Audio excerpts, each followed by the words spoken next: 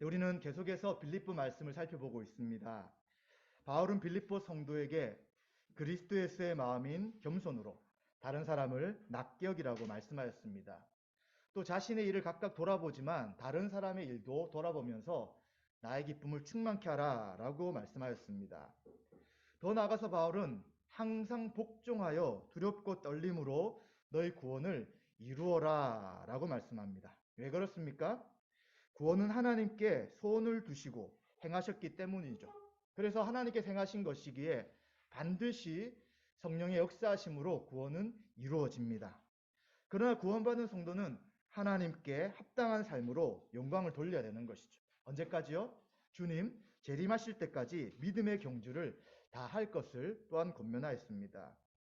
이를 위해서 바울은 뭐라고 고백하냐면 자신의 목숨을 다해서 자기의 모든 것이 하나님 앞에 부어지는 기름이 될지라도 그것은 합당한 것이다. 그렇게 할 것이다. 라고 고백하였습니다.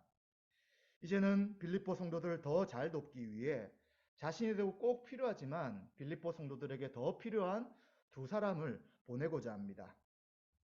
하나님께서는 바울을 통해서 성도를 어떻게 섬기도록 하시는지를 생각하면서 함께 이 시간 은혜를 나누고자 합니다. 먼저 두 사람 중에 한 사람인 디모데를 생각해 보는데 디모데는 여러분들이 잘 아는 사람입니다. 바울이 디모데를 영적 아들이라고 이야기하고 있고요. 그리고 디모데 전서와 후서를 통해서 에베소에서 목회하는 디모데에게 바울이 이제 마지막으로 서신을 쓰면서 그를 공표하는 내용도 우리는 잘 알고 있습니다. 이러한 디모데를 바울은 빌립보 교회에 속히 보내고자 합니다. 왜 보내려고 한다면 바로 너희들의 소식을 이제 바울의 소식을 너희들에게 전하고 빌립보 교회에 전하고 또 빌립보 교회 소식을 디모데를 통해서 바울이 알아서 위로받기를 원한다라고 이야기해 주고 있습니다.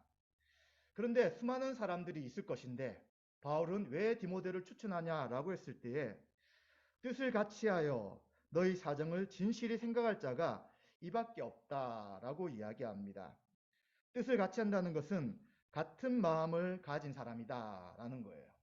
바울 같은 마음으로 빌립보 교회를 생각하고 또 복음에 대해 헌신하며 함께 뜻을 나눌 수 있는 사람이 바로 디모데라는 것이죠. 그리고 디모데는 바울의 사정도 잘 알 뿐만 아니라 2차 전도 여행 때는 빌립보 지역을 순회하면서 교회를 섬겼기 때문에 빌립보 교회의 사정도 잘 알 수 있기 때문에 지금 나는 감옥에서 너희들에게 갈 수 없지만 이제 당장은 갈 수 없는 것이죠. 바로 디모데를 통해서 너희들을 잘 목회하며 말씀으로 섬길 수 있는 사람이다 라고 이야기합니다. 그래서 주변을 돌아보았을 때에 디모데 말고 딱히 지금 추천해서 보낼 사람이 없고 이 디모데가 최적의 사람이다 라고 말해주는 것입니다. 그럼 사실 바울이 전도 여행을 하고 또 감옥에 갇혀 있지만 늘 함께 했던 수많은 사람들이 있었을 것이잖아요. 그런데 그들은 지금 어디 있느냐라고 했을 때 성경은 뭐라고 하냐면 다른 이들은 자기를 구하고 그리스도 예수의 일을 구하지 않았다라고 말씀하고 있습니다. 근데 이게 다 주님을 떠났다는 표현은 아닐 거예요. 지금 바울은 깊이 자신이 빌립보에 갈 수 없기 때문에 빌립보 교회를 돕기 위해서 한 사람을 보내야 되는데 그 일을 위해서 수소문을 했을 때, 그 일을 위해서 누군가에 이야기했을 때 제가 가겠습니다 라고 준비되어 있는 사람이 지금 없었다는 것입니다. 그래서 그들은 자기 일을 하고 있는 거예요. 이 일이 좀 더 급했고 또 여러 가지 일들을 하고 있었기 때문에 그리스도 예수의 일을 구하지 않았다고 이야기하면서 디모데는 이 일에 합당할 뿐만 아니라 그리스도 예수의 일을 나와 함께 계속해서 구하는 사람이다 라고 말하는 것입니다. 그리고 또 디모데가 합당한 이유는 연단을 받았다고 이야기합니다. 디모데가 어떤 연단을 받았습니까? 바울의 1차 전도 여행 사도행전 16장 30절 보시면 디모데가 예수님을 그때 영접하게 됩니다. 디모데는 할머니가 유대인이었고요. 어머니를 통해서 계속해서 신앙을 공급받았습니다. 그런데 그때는 여호와 하나님에 대한 신앙이잖아요. 근데 바울을 통해서 예수 그리스도가 부활하신 주님이시고 예수 그리스도가 바로 우리가 기다렸던 메시아라는 것을 듣고 그 예수님을 나의 주 나의 하나님으로 영접하게 되는 것이죠. 그리고 바울과 함께 계속해서 전도여행을 하게 됩니다. 그리고 2차 전도여행 때는 에베소에서 이제 소동이 일어나가지고 바울이 복음을 전하기 어려워졌습니다. 이때 바울은 디모데를 보내게 되어서 빌립보 지역을 순회하면서 순회 전도자 역할들을 감당하며 교회를 세워 나갔던 것이 디모데였습니다. 사도행전 19장 22절에 있는 말씀이고요. 또 3차 전도 여행 때는 핍박을 해서 바울이 디모데가 있는 곳에 피하게 될 때 디모데가 그를 영접하게 되고요. 함께 복음 전도에 열심으로 동참했다라고 사도행전 20장 4절에 있는 것이죠. 그는 주의 복음을 전하는 일에 훈련받았고 연단되어서 합당한 자인 것이 분명하게 드러났다라고 말하는 것입니다. 그리고 또 디모데는 누구냐? 자식이 아버지감같이 겸손한 자였고 충성스러운 사람이었다라고 말하고 있습니다. 바울은 아버지와 같이 대하는 것이죠. 나이 차도 있었겠지만 그가 아버지와 같이 권위를 인정하고 겸손히 그를 따르며 순종하는 사람이었습니다. 그리고 또 충성스러운 사람이었어요. 근데 바울이 디모데를 생각할 때 내가 나이도 많고 또 너가 나중에 나를 통해서 예수를 믿었기 때문에 나의 종이다. 내가 시킨 것대로 하라라는 정도가 아니었고 바울과 함께 복음을 위해 수고했다라고 하면서 거의 동등한 입장으로 디모데를 생각하고 있는 것을 보게 되는 것이죠. 그래서 디모데의 겸손과 순종이라는 것은 굴욕적이고 복종하는, 복종이라고 표현할 수 있지만 우리가 생각하는 굴욕적인 복종을 말하는 것은 아니죠. 바울을 의지할 뿐만 아니라 인정하고 또 하나님께서 그를 세우셨기에 그 일에 함께 동참하고자 하는 그런 마음을 가지고 바로 바울과 함께 일들을 감당한 사람이 디모데였습니다. 이러한 겸손, 순종, 충성이라는 이러한 모습을 보이신 분이 누구였습니까? 바로 예수님이었죠. 그래서 예수님의 그 마음을 가지고 바울과 함께 전도 사역을 감당했고요. 또 지금은 빌립보 교회의 모든 필요를 채울 수 있는 유일한 사람이 바로 이 디모데다라고 말할 수 있습니다. 자, 그러면서 바울은 이제 먼저 디모데를 보내겠지만 자신도 속히 가고 싶다라고 이야기합니다. 사실 바울이 빌립보 성도들을 굉장히 생각하잖아요. 또 그들의 마음을 잘 헤아리고 있습니다. 그렇기 때문에 만약에 디모데를 보내는 이유가 자신이 못 가기 때문이다라고 생각한다면 빌립보 성도들 얼마나 마음이 아프겠습니까? 그래서 디모데를 먼저 보내지만 나도 곧 갈 것이라는 이야기를 덧붙여서 23절, 24절에 하고 있습니다. 그런데 디모데를 보내려고 하는데 한 가지 걸리는 게 있어요. 그게 뭐냐면 내 일이 어떻게 될지를 본 후에 디모데를 보내겠다라고 하는 거죠. 그럼 도대체 내 일이 뭘까라고 했을 때 많은 성경을 연구한 학자들은 지금 바울이 로마 감옥에 갇혀 있잖아요. 황제 앞에 재판을 받기 위해 준비하고 있는 거예요. 그 재판의 결과가 나오게 되면 이제 공식적으로 바울은 죄인이 아니라 풀려나게 되는 것입니다. 그래서 이 재판이 끝난 결과를 가지고 이제 디모데가 너희들에게 이 좋은 소식을 전할 수 있도록 잠깐 있다가 보내겠다라고 이야기를 하고 있는 것입니다. 그리고 바울은 자신도 반드시 너희에게 갈 것에 대해서 확신한다라고 이야기하는데 이 확신하는 것에 대한 조건이 하나 있어요. 무엇입니까? 네, 주님이 하신다면 주 안에서 확신한다는 거예요. 내가 원하는 대로 풀려나는 것이 아니라 주님의 그 뜻 가운데서 풀려나게 하신다면 나는 반드시 풀려나서 너희들을 다시 만나겠다라고 이야기하는 것이죠. 자기 소망과 뜻은 분명히 있지만 이것 또한 주님 안에 있다는 것을 인정하면서 주께서 이 모든 재판과 모든 상황들을 선하게 인도하실 것에 대해 그는 고백하고 있는 것입니다. 이처럼 바울은 빌립보 성도를 생각하면서 자신에게도 필요하지만 더 빌립보 성도들이 필요한 디모데를 보내려고 하는 것입니다. 감옥에 있지만 자신의 모든 것을 아까워하지 않고 빌립보 교회가 잘 세워지고 고난을 감당할 수 있도록 이를 감당하는 디모데가 너희들에게 갔으면 좋겠다, 갈 것이다 라고 말하고 있는 것이죠. 그래서 바울의 모든 마음의 상황은 자신의 유익이 아니라 정말 빌립보 성도가 믿음 가운데 잘 자라고 온전하게 되기를 간절히 바라는 마음으로 디모데를 추천하면서 이제 곧 디모데가 너희들에게 갈 것이고 또 그로 인해서 나와 너희들은 큰 위로를 받을 것이다 라고 이야기해 주고 있는 것입니다. 그리고 바울은 또 한 사람을 더 추천합니다. 바로 여러분들이 보내었던 에바브로디도다라고 하는 것이죠. 에바브로디도가 지금 로마에 함께 있는 거예요. 이유가 무엇이었습니까? 빌립보 성도들이 바울의 복음 사역을 좀 돕는 사람이 있으면 좋겠다 생각하고 가장 신실한 사람인 에바브로디도를 보내었던 거예요. 그런데 이 에바브로디도를 다시 보내겠다라고 이야기하면서 에바브로디도를 추천하게 되는데, 에바브로디도에 대해서 뭐라고 설명하고 있냐면 나의 형제다, 그리스도 안에서 한 형제다라고 이야기하고요, 함께 수고했다고 이야기합니다. 빌립보 성도들이, 빌립보 교회가 그를 파송했죠. 바울을 섬기라고 보내었어요. 그 목적대로, 그 사명대로 최선을 다해서 바울을 지금 섬겼던 사람입니다. 또 그는 함께 군사된 사람이에요. 군사가 누굽니까? 부름받은 대로 자신의 일을 하는 것이 아니라 부르신 자를 위해 수고하고 애쓰는 거잖아요. 그래서 그러한 주님의 군사처럼 그는 군사로서 함께 이 복음 사역을 잘 감당했다, 그리고 나를 잘 도왔다라고 말합니다. 또 너희 사자로 내가 쓸 것을 도왔다라고 이야기합니다. 빌립보 성도들 보낸 사자였어요. 가서 바울을 도우십시오라고 보내었습니다. 우리가 지금 다 갈 수 없는 형편입니다. 그러니 당신이 가셔서 우리 빌립보 교회를 대표해서 바울을 도우십시오라고 했을 때 이 모든 것을 잘 도왔던 사람이 바로 에바브로디도라는 것이죠.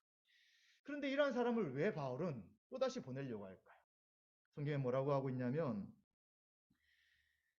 에바브로디도가 바울의 일들을 함께 도와 나가는 가운데 자신을 돌보지 않다가 어떻게 되었냐면 큰 병에 걸린 거예요. 근데 이 병이 굉장히 심했던 것 같아요. 거의 죽을 것 같은 병에 걸렸던 것입니다. 그런데 이 소식을 빌립보 성도들이 들었던 거죠. 그러니까 어떻게 합니까? 이 바울을 돕기 위해서 보냈는데 지금 그도 아파서 여러 가지 어려움이 있고, 또 그들이 도우려고 했던 바울을 제대로 돕지 못한다는 이야기를 듣고는 지금 근심에 빠져 있었던 거예요. 그래서 바울은 에바브로디도가 하나님의 긍휼하심을 입어서 회복되었고 이제 다시 너희들에게 보내어서 너희들의 근심, 그리고 내가 또 너희들이 에바브로디도로 인해서 걱정했던 그 마음들, 그것을 해결해 줄 것이다 라고 하면서 에바브로디도를 보내려고 하는 것입니다. 그럼 이란 에바브로디도를 너희들은 어떻게 해야 되느냐? 기쁨으로 영접하면서 존귀 여겨야 될 것이다 라고 이야기해 주고 있습니다. 그리고 존귀 여긴다는 것은 귀하게 생각해야 된다라고 이야기하는 것이죠. 그러면서 이유를 설명합니다.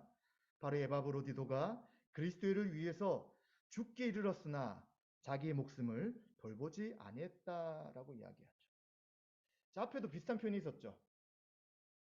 디모데를 보내려고 할 때 사람들이 어떻게 했다고요?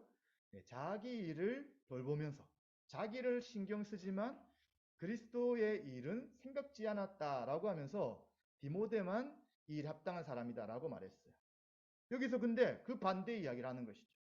에바브로디도는 자신이 죽을 것 정도의 큰 병에 걸렸음에도 불구하고 자기 일을 돌보지 않았다는 거예요. 아마 자기를 돌보지 않았기 때문에 계속 아픈 것을 가지고 바울을 섬겼기에 이것이 더 악화되었겠죠. 자기 목숨을 돌보지 않았기 때문에 바로 너희들이 이 에바브로디도를 만났을 때 그를 존귀 여기고 기뻐하라 라고 이야기해 주고 있습니다. 그러면서 이 에바브로디도는 나를 섬기는 빌립보 교회의 일에 부족함을 채우렸기 때문이다 라고 이야기하는 것이죠. 이게 무슨 말입니까? 바울의 복음 사역을 돕기 위해서 빌립보 성도들은 기도했어요. 또 헌금도 보냈어요. 근데 이걸로는 좀 더 부족하다 생각했겠죠. 그래서 에바브로디도를 보내어서 바울의 복음 사역에 우리가 할 수 없는 이 일을 함께 동참해 주십시오 라고 보냈는데, 그 부족함을 바로 에바브로디도를 채우려고 했던 것이죠.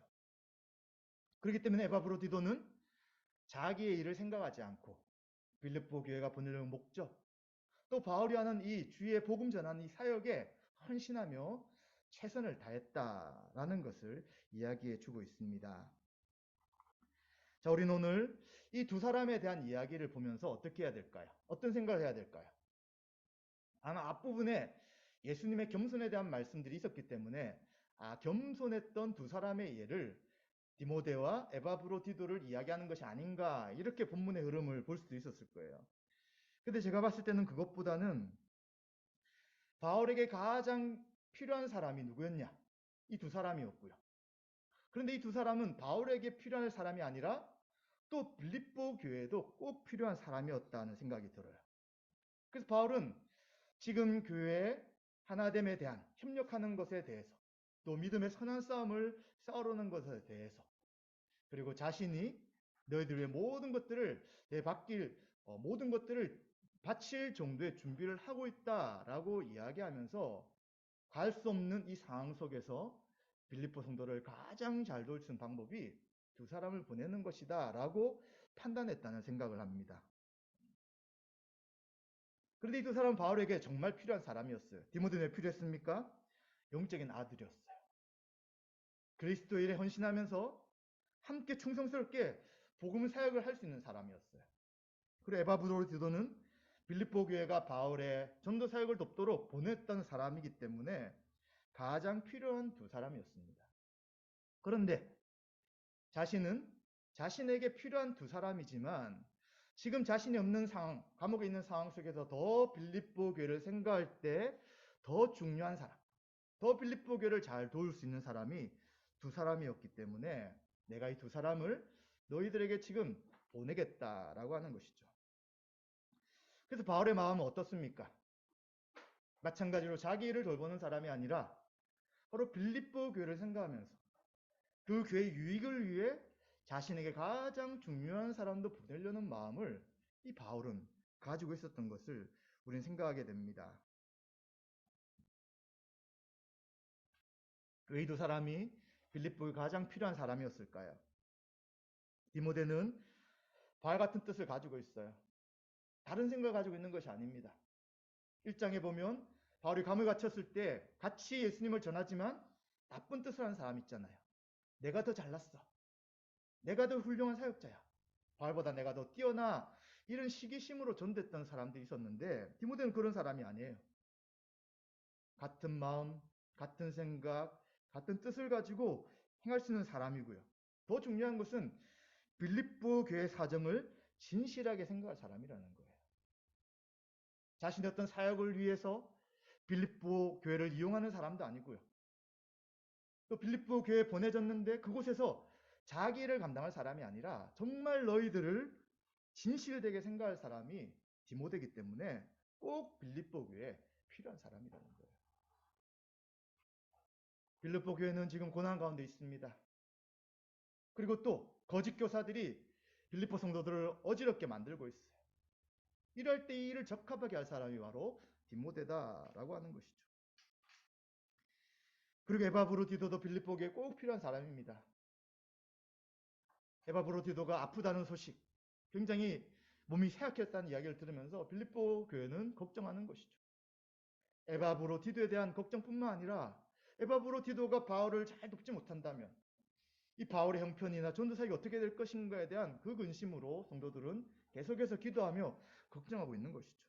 그렇기 때문에 회복되었다는 것을 빨리 알려야 되는 거예요. 그들의 근심을 없애야 되기 때문에 빌립보 교회에 가장 중요했던 사람이 바로 또 이 에바브로디도가 되는 것입니다. 바울은 무엇이 중요했다고요? 지금 자신의 안위가 중요한 게 아니에요. 자신의 상황이 중요한 게 아니었습니다. 바울은 생각할 때마다 하나님께 감사하고요. 기뻐하면서 기도했던 빌립보 성도들이었고요. 또 빌립보 성도들은 복음 사역에 처음부터 동참해서 지금까지 함께하는 교회였습니다. 그리고 바울이 떠나 있으나 함께 있으나 계속해서 믿음의 진보와 성대 합당한 삶을 살아가고요. 고난을 견뎌야 되는 것이 바로 빌립보 교회였어요. 그렇기 때문에 바울은 자신 없는 상황에서 이 두 사람을 통해서 바로 빌립보 교회가 잘 섬김을 받고 세워지면 좋겠다라는 결정을 하게 된 것이죠. 이것은 누가 주신 마음입니까? 결국 주님이 주신 마음이에요. 성령님을 통해서 자신에게 손해가 있고 어려움이 있을지라도 빌립보 교회를 돕고자 하는 하나님의 뜻 가운데 결정한 것이다 라고 우리는 생각해 볼 수 있습니다. 하나님은 바울과 두 사람인 디모데와 에바브로디도를 통해서 빌립보 교회를 섬기도록 하신 것을 우리는 쭉 살펴보았습니다. 그러면 지금 우리는 어떻게 성도들을 섬길 것입니까? 우리는 어떻게 한 몸으로 부르신 이 성도들 한 사람 한 사람을 섬길 것인가요? 먼저 우리는 생각할 것은 자기를 돌보지 않고 그리스도 예수를 구하는 것이 바로 성도를 위한 섬김의 가장 기본적인 자세인 것입니다. 만약 우리가 한 몸으로 보낸 교회 지체이지만 항상 자기 일이 중요하다면, 자기 일이 먼저라면, 자기 일이 100%라면 어떻게 다른 사람을 걱정하고 생각하고 그를 위한 좋은 일들을 계획할 수 있겠습니까? 전혀 할 수가 없는 것이죠.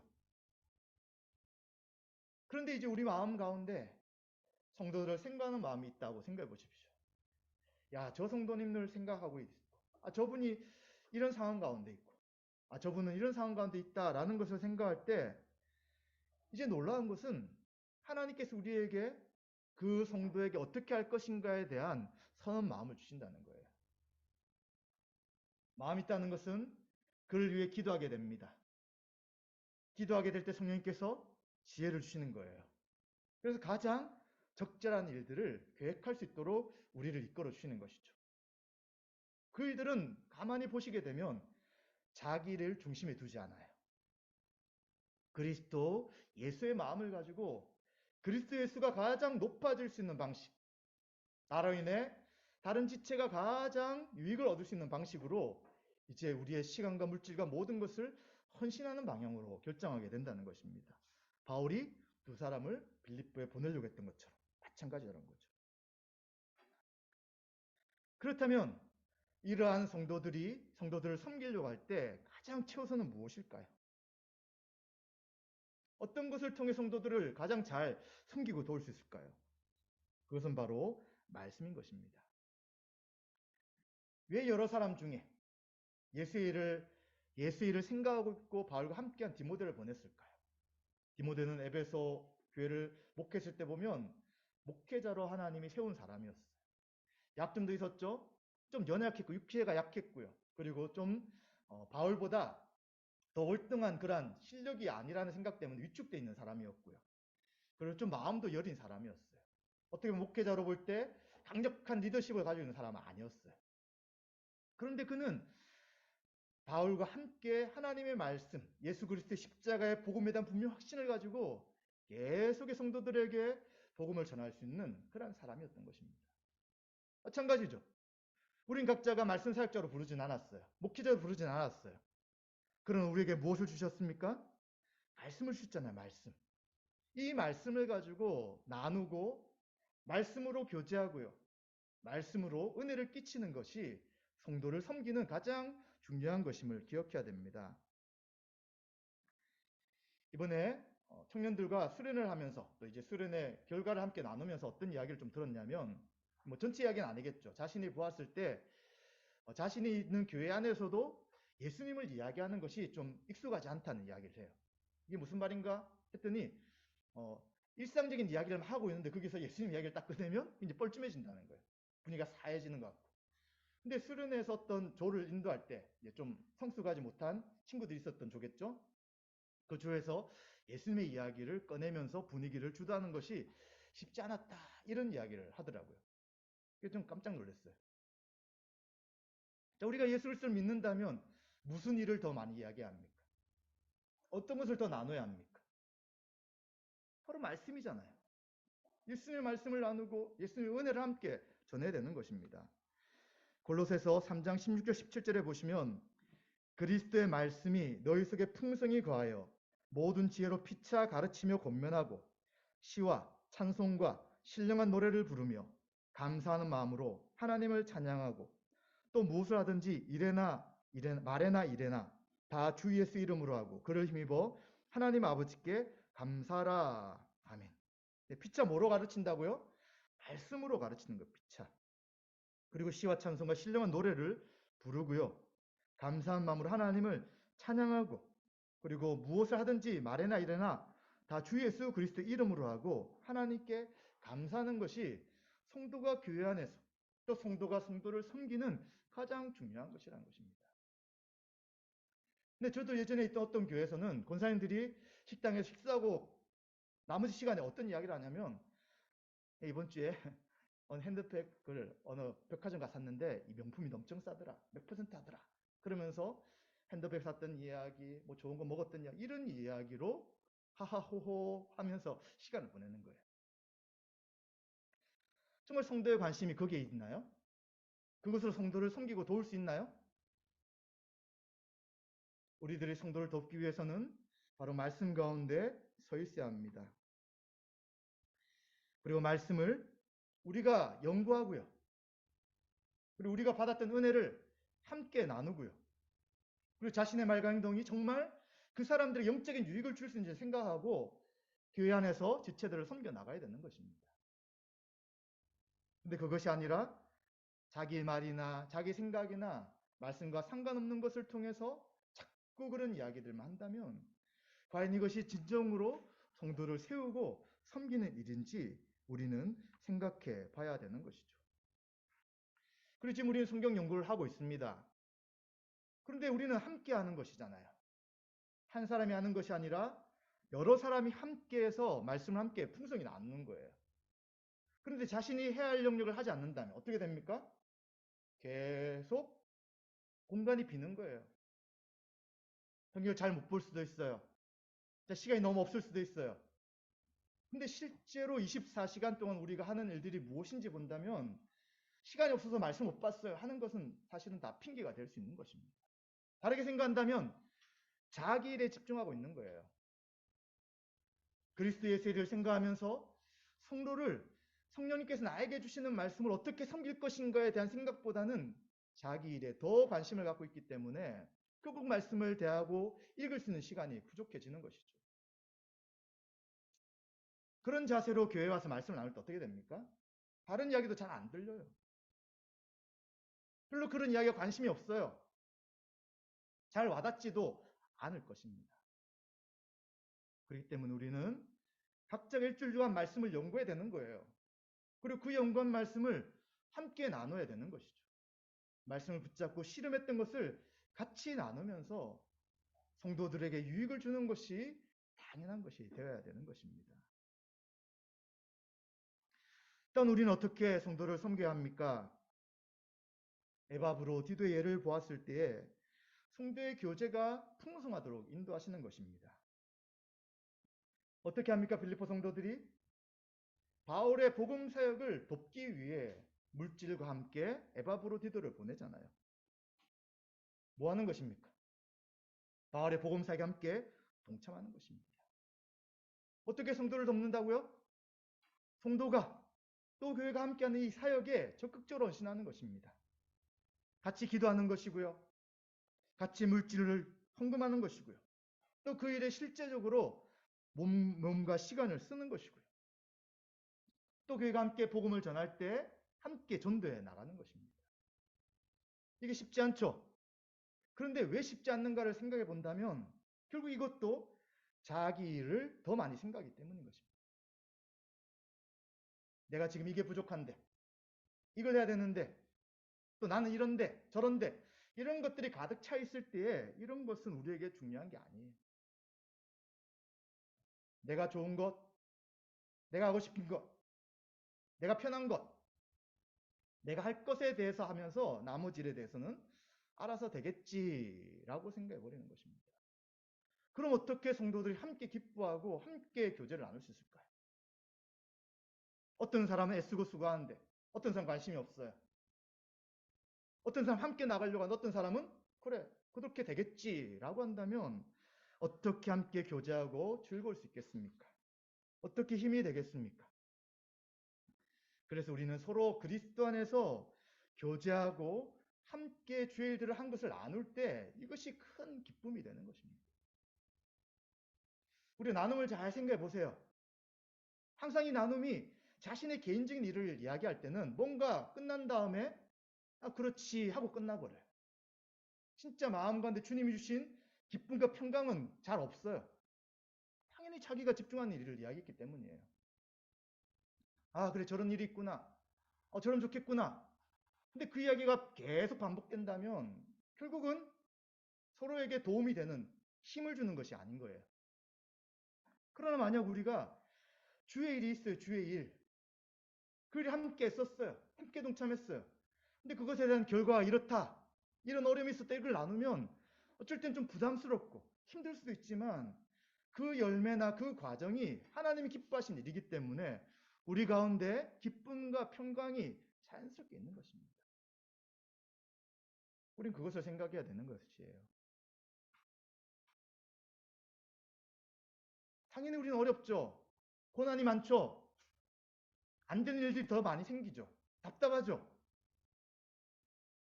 그런데 그것이 정말 주님이 우리에게 맡기신 일이라면 그 가운데 기쁨과 평강이 넘쳐요. 근데 그것이 자기만의 일이라면 계속해서 나누고 나눠도 그것은 나눔으로 더 부족한 것으로 남을 수밖에 없다는 것을 생각해야 되는 것입니다. 그럼 내 일을 하지 말라는 거예요. 아니잖아요. 알잖아요. 어디에 더 우선순위를 두냐는 거예요. 어디에 더 마음을 두냐는 거예요. 어떤 것이 살아있는 생명과 관계되고 영원한 삶과 연결되는지를 생각하라는 것입니다. 그렇다면 당연히 우리의 우선순위는 정해지는 것이죠. 왜 우리 성도들이 그렇게 해야 합니까? 그리스도의 피로 하나 된 가족이기 때문입니다. 가족. 그렇기 때문에 우리는 주를 위해 수고한 자들에 대해 더 귀중히 여겨야 되는 거예요. 우리 교회도 생각해 보세요. 누가 주의 일에 대해서 수고가 했습니까? 알잖아요. 리더들이 그렇고요. 헌금을 애쓰는 사람도 있고요. 또 간식이나 여러 가지로 섬기는 사람도 있고요. 우리는 대부분들이 그 일을 하는 것입니다. 그러니 서로를 존귀 여기고 귀중하게 여겨야 되는 것이죠. 제가 오늘 조금 어려운 말도 포함되어 있지만 그런 이것은 꾸준 의미보다는 지금 여러분들이 잘 해오고 있는 것을 계속해서 말씀을 근거해서 함께 더 나가자는 격려의 차원이라고 좀 이해하시면 좋을 것 같아요. 저도 왜 이렇게 말하게 되냐면 저도 이런 부분들에 대해서 100%다 한다고 말을 못하기 때문이에요. 목사가 자기를 더 중요하게 생각하고 교회를 결리한다면 어떻게 될까요? 교회가 제대로 설 수 없는 것이죠. 근데 그것은 목사뿐만 아니라 우리들 한 사람 한 사람도 마찬가지라는 거예요. 나는 별로 중요하지 않겠지. 절대 그렇지 않아요. 하나의 성전이 지어가기 위한 하나의 벽돌이라고 해야 되나요? 각자의 일들, 각 지체이기 때문에 지체 하나의 역할들을 감당하지 않을 때 모든 것이 삐걱삐걱거리고 제대로 서지 않는 거예요. 우리는 그렇지 않을 것처럼 보이지만 점점점 약해집니다. 그 공동체는. 점점점 힘을 잃어요. 점점점 여러 가지 면에서 어순해져요. 그렇기 때문에 우리는 이제 우리가 그리스도의 피로 맺은 한 가족임을 기억한다면 자신에게 맡기신 역할, 은사, 해야 될 일들을 통해서 어떻게 성도들을 섬길 것인지에 대해 우리는 좀 더 깊이 고민하며 생각해야 되는 거예요. 그리고 기도할 때 바르게 주신 하나님께서 주신 지혜처럼 자기의 유익이 아니라 예수 그리스도의 일을 생각하면서 해야 될 일들, 우리가 마땅히 생각할 바, 정말 다른 사람 유익을 위해 어떻게 해야 될 건가에 대해 우리는 답을 얻고 그 행동을 반드시 하게 될 것입니다. 말씀 마무리하겠습니다.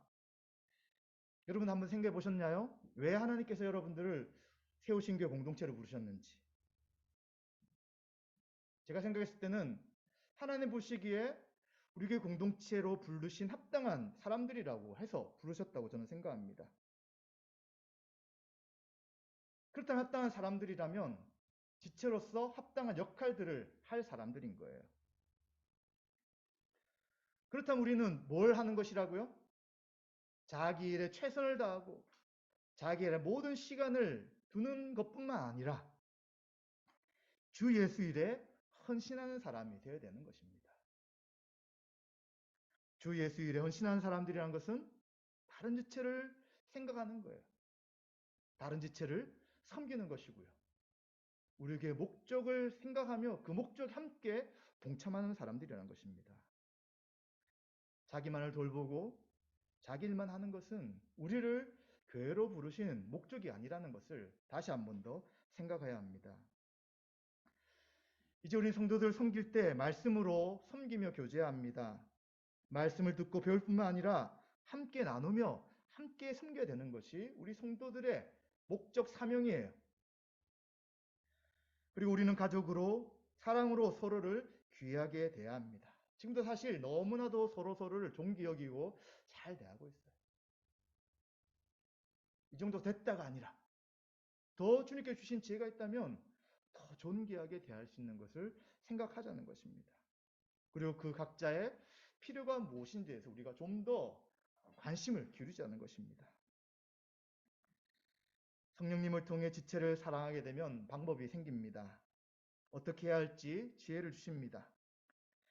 그렇게 될 때 우리는 사랑으로 서로를 세움을 통해서 하나님 나라의 방식인 부한 자, 가난한 자가 나눠지는 것이 아니라 서로 평균된 자로 풍성한 하나님 나라의 평강과 기쁨을 누리게 될 것입니다. 이 평균이라는 것은 세상의 평균을 말하는 게 아니에요. 세상에서 말하는 평균은 뭔가 부족해진다고 생각되지만 하나님 나라의 평균은 이 세상의 평균을 뛰어넘는 풍성함인 거예요. 우리가 가진 것에 또 뛰어넘치게 주시는 풍성함이기 때문에 이것이 내 것을 소진하기 때문에 없어진다고 절대 생각하지 마시기 바랍니다. 오늘 말씀을 통해서 성도들을 말씀과 사랑의 교제로 섬기기를 원하며 성령의 도움을 구하신 저와 여러분들에게 주님의 은혜와 평강이 있으시기를 주님의 이름으로 축원드립니다.